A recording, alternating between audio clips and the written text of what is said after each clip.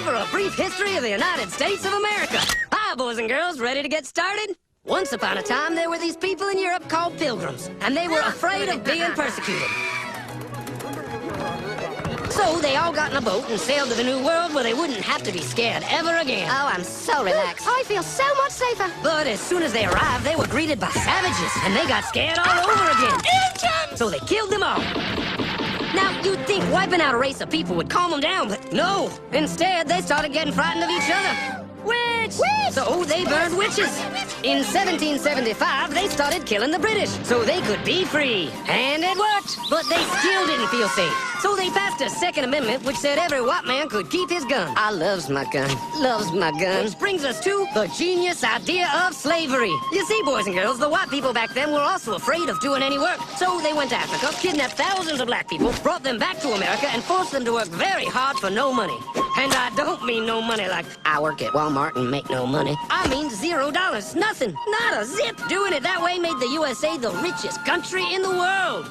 So did having all that money and free help calm the white people down? No way. They got even more afraid. That's because after 200 years of slavery, the black people now outnumbered the white people in many parts of the South. Well, you can pretty much guess what came next. The slaves started rebelling. There were uprisings, and old master's heads got chopped off. And when white people heard of this, they were freaking out and going, I want to live. Don't kill me, big black man.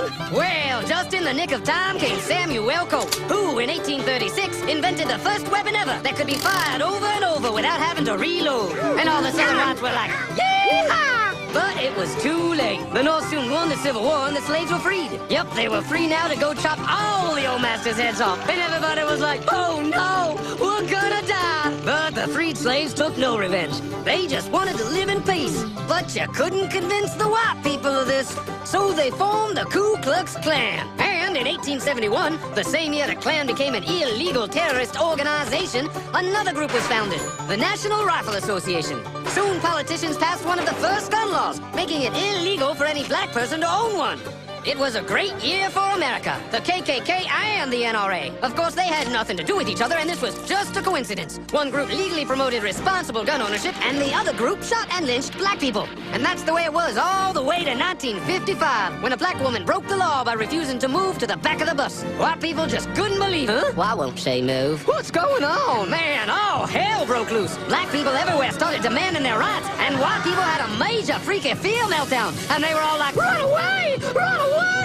And they did. They all ran fleeing to the suburbs where it was all white and safe and clean. And they went out and bought 250 million guns and put locks on the doors, alarms in the houses, and gates around the neighborhoods. And finally, they were all safe and secure and snug as a bug.